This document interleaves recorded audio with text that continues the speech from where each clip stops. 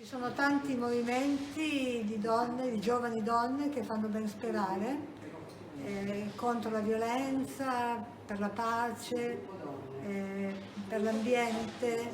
Spero che crescano e mi auguro che questa partecipazione politica riscopra il valore del noi, della squadra, dell'essere in tante, del condividere, del darsi una mano, del reciproco riconoscimento. Ecco, vorrei più noi. È